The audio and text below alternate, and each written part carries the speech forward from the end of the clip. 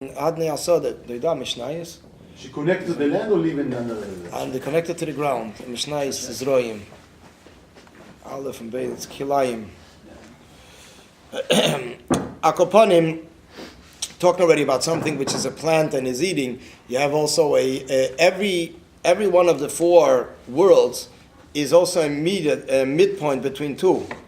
So it is actually, you have also a tzemeach and chai together, which, okay, you say the plant thing. Then you have, and then you have also a, then you have a chayim, you have also a memutza between chai and medaber, between a chai, an animal, and a person, which actually, the example for that is tzipra medaberes. That's the mashal that's given for that. In the Rebbe Marash. And then there is also between a tzemeach and chai, he says a lashon, it's a eif ha-tzemeach min ha'ilon. A bird that like grows out of the tree. This is what he says over there. B'chol eif, if I can find it here, it should be Perek Dalet. It's called Adnei Hasoda. Oh, there's no Tiferes Yisrael there. This one has Tiferes. B'chol eif, it's a inyan that the Mishnah just says that it's connected, but he says it's mamish something which is the whole life is dependent on that rope. And he says in those times they used arrows to shoot and to disconnect the rope from the ground, and it's very dangerous also. So people didn't really get close to it. This is the Adnei Asad. They should have it in the. Huh?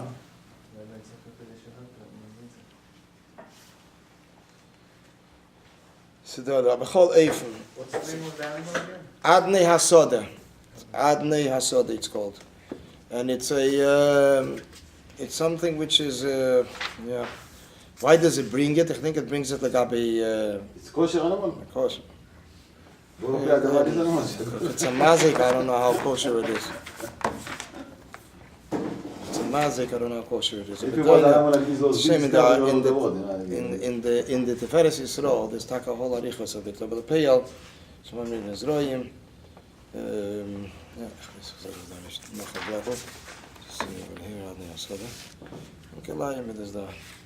Like a famous, there are in the encyclopedias in different places. You have to know what it is in English. In English, they say it's from the family of apes. But in English, they know it exists also? He mentions that the Tiferes Yisrael Bechlal is very connected also with the secular world, and he mentions facts about it. Right, facts, things which he probably knows from the information from the secular world. Peel Mamish is Adnei Hasoda. Oh, no, that's not Lashon. Adnei Hasoda. Chaya Hagdela Besodes is Perek Ches. A chaya that lives in the grows up in the fields. Or Kimin Chevel Godel Yetzem in Oret Shagdela Bei. Eise Chaya Ushmo Yodua. Oh, remember the Yid'eni? He says, "Who Yid'eni?" This is called Yid'eni in the Torah, not to use it as kishiv, as mischief. Wow. So he says, the bones of yeah, the animal. yeah. Umechuber. In other words, it's a rope with which it grew. Umechuber betabure be'ese chevel. It's like the umbilical cord. It's still connected with the stomach to the ground. Vitzuras itzuras adam. Its image is like a person. Bepirtzu for yadayim v'raglayim, a face, hands and feet. Ve'ein kol beriya rasho likari ve'elav, nobody can get close. Ki hu heirig v'teiref kol hakore ve'elav, it hits, it kills everybody. Ukishareitzim lotzu, they say when they want to capture him, they use arrows, they hit with the arrows, they hit the rope with arrows, till he stops and he gives a bitter scream and he dies immediately. And it says in Iyov, Ki im Adnei Hasoda brisech. Adnei Hasoda, that's what it's called. And what is it called in Dom? Like a shindalet, not like a animal. No, he says in Bishas, he speaks in Vihestadart, in Tiferes Yisrael, it's al derech like an ape. He says it's an ape. I said them Lashon da, where is it over here? Adnei Asada. What did I say? Mishnah Dalet. Mishnah Dalet. Adnei Asada. Where is it there? Wait a minute. Doesn't have it. Oh, Adnei Asada. B'Yerushalmi Barnash de Tur. Odom Pere Hamotzi Bahori Mebiyaris. A wild tribe is find themselves in the hills on forests. V'seivenim Rabim Shakavona Lemin Cave Godel Hademe B'Tzurosi Lodom. There are many that are with the opinion that it's like a big monkey that is in the image of a person. Bigfoot. It's similar. Bigfoot. People saw them. That's Bigfoot. Bigfoot. There's this guy recently, he said that he knows like where the whole family are, Yeah. but he's not going to tell people because they, whatever, he wants to Legends, save them. legends. No, recent guy. That's what I think he uses as Bigfoot in Tiferes Yisrael. Bigfoot? Not Bigfoot. He uses a Lashon similar, not today's modern words. Not connected to the ground. Whatever. Okay, so here we go. So B'meila, this is the only thing that's connected to the ground. Mashenkin B'dogim Shenivru Min Amayam. Dogim were created from the water in Yefan Chayusam. Hu Sheim Heim Pershim Min Ayam Yadim Mesim. They are created from the Yam, and it's interesting. The Rebbe is Medayik, and you look in the Orah 31. It's in other words, they're not coming from other fish, but from the water itself. What, fish? Fish. In the Eifan Chayusam, the Eifan of their life, who Sheim Perishim and Ayam Yadim Mesim, that if they separate from the Yam, they immediately die. They separate from the water. Why?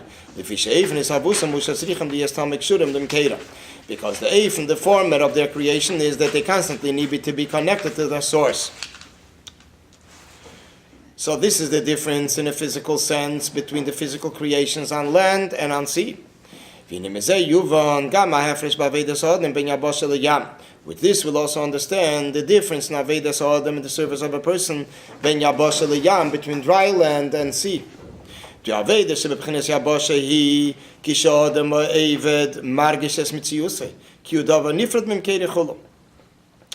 in dry land is that the person that's working feels his mitzios, he senses his being, that he is separated and he's an entity, a self-independent entity, not connected to his source.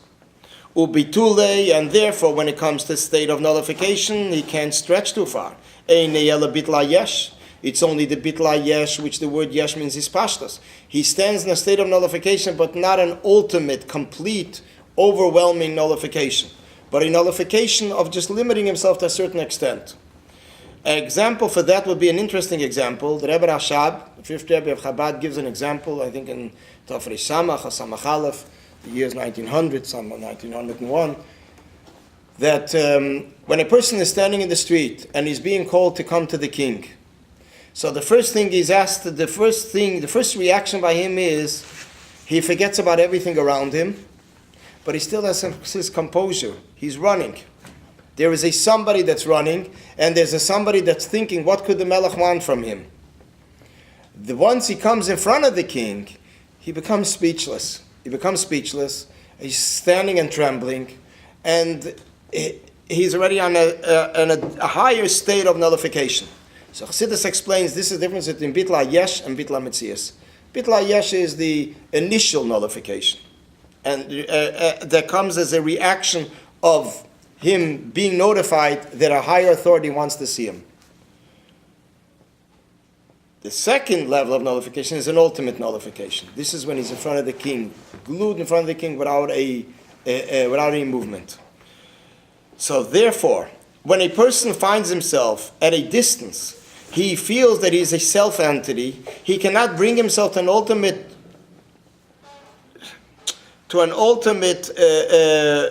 nullification immediately, at least, but it's just an initial nullification, an immediate nullification, which is just limiting himself to a certain extent.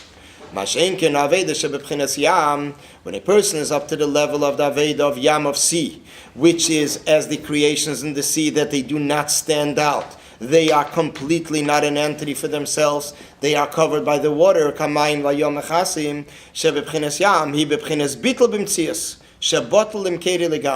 Then he is in a state that is completely nullified to his source.